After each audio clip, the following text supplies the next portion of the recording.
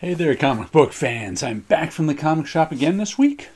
Got 7 new comics, 5 from my pull list, and 2 I pulled off the shelf. And I just kind of liked the covers and they looked okay. But first let me show you I forgot to show you my top of the printer museum books last week. I guess I was just tired. But this week's are here. We've got Marvel Premiere 38, Weird World, and this is, I just had to look up who the penciler was on this because I could tell the Rudy Nebres inks, because Rudy Nebres is easy to see his inks. But there's a Dave Cockrum on the pencils, Rudy Nebres on the inks. And this is a Promethea. Which issue of Promethea is this? Promethea number 24. So this is J.H. Williams, and a different sort of piece for J.H. Williams. What did he do this in? I don't know. Looks sort of like colored pencil and gold leaf and water. I'm not sure, but a different sort of look for J.H. Williams. And Cockrum and Rudy Nebres on those two I've been looking at this week. All right. Let's see what... but first we'll take a look at what's in Comic Shop News. All Out Avengers. You say so? Avengers 1 million BC. I think they've made those before. Here's some other stuff. Batman Red Hood. We'll see if there's anything interesting in here. I don't think I found anything that I liked in last week's, but I always check them out, see what's going on around the comic book industry. The Bend of Luck. Wonder what that book is. No idea. Here's some the Rocketeer, the Great Race. I've never been interested in non-Dave Stevens Rocketeer. I haven't picked any of that up. It's not Dave Stevens Rocketeer, but I don't know. I guess other people like it. Let's see. We've got Crossover number 13. Looks like a corner box cover. Donny Cates, Jeff Shaw, D. Caniff, John J. Hill are our names on the back. I don't know if there's been an issue of this out lately. Crossover is this story where superheroes from another universe cross over into our universe here, where there's no superheroes, and weird things have happened. It's a fun story. I've been enjoying it for 12 issues. I'm sure it'll be 13 too. Then we've got, this is part 4 of Lady Mechanica. Lady Mechanica, the Monster of the Ministry of Hell. This one's just okay. I mean, I liked the first issue, I think, better than the subsequent 2 and 3. The subsequent 2 issues there, issues 2 and 3. Up there, gives you the cover as a pin-up in the middle, too. The art is nice, but the story's just especially since this story takes place as a flashback to when Lady Mechanica was a child in this evil orphanage. So it's a lot of, I mean, it's tough reading about this evil orphanage. It's not the most pleasant place in the world. There she is in the present at a carnival before it flashes back. So this is the first Lady Mechanica series I've ever read, and you know what? I doubt I'll ever read another. But the covers are always nice. Then we've got Nocterra number 10. This is Tony S. Daniels drawing it, and Scott Snyder on words. The sun went black. And now, if you're any kind of living thing on Earth and you're out in the darkness too long, you turn into a monster. And there's some sort of monsters behind it all. They're trying to figure out now what's going on. They made this road trip. Here's our road trippers. To try and figure out what's going on and see if there's anything they can do about it. It's been like 10, 20 years or something since the sun went black. But they're, that's funny. These two covers next to each other.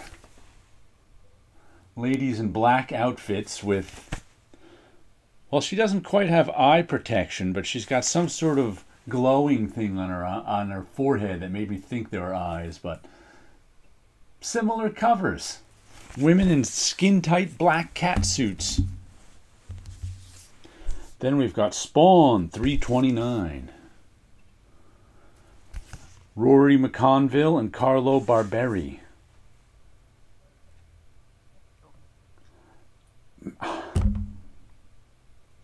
think they published the low-res JPEG, the low-res preview of this. There's JPEG artifacting all over this cover. This is the second cover I've seen this happen on.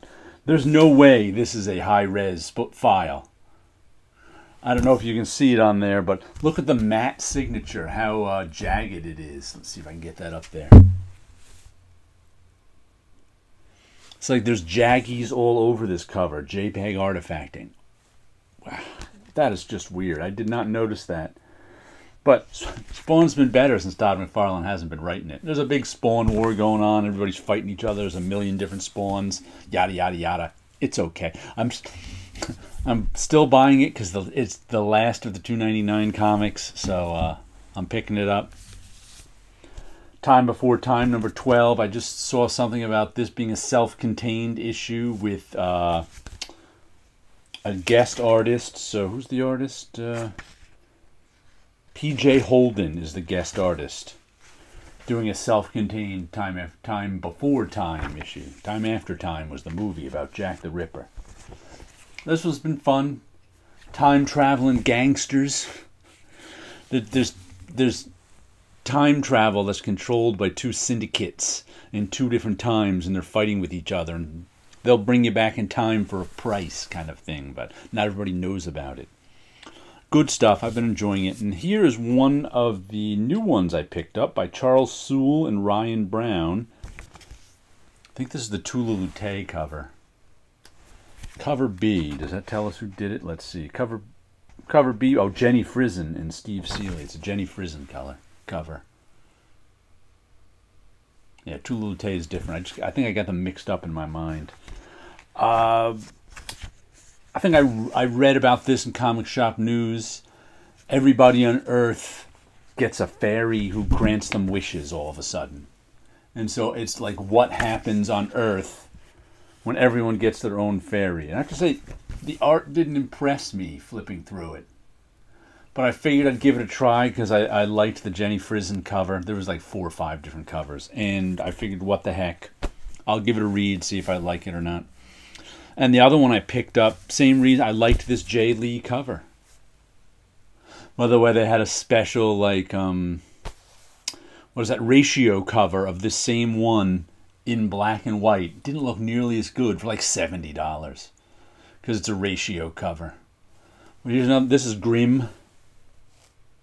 Number 1 by, who is that? Stephanie Phillips, Flaviano, Enrico Renzi. The art looked better in this one than in 8 Billion Genies. But I liked the cover. I figured I'd pick it up and give it a read. I think there's some Grim Reaper thing going on. I'm not a huge fan of living embodiments of death, so I'm not sure how I'll like this, but I'll put it in my bought only first cover section if worse comes to worse. Let me show you a little what I've been doing. I don't think I showed you this one last week because I did it like 8 days ago. But I think I just left it in the pile. I like the way this one came out. The Streams of Things 136 with this masked figure staring out at us with a little devil with his head on a pole in the background. Strange, funny hat. I like the way this one came out. What else did I just finished up this one? Well, finished up inking it. I have to color it now. That's marker color I do on those. I color right over I scan them in so I can computer color them anytime I want. But I'll also marker color them anytime. Did that one. Let's see. Did this one. This one's strange. 3 people staring at us. Hey, how come there's no date on Owl Eyes?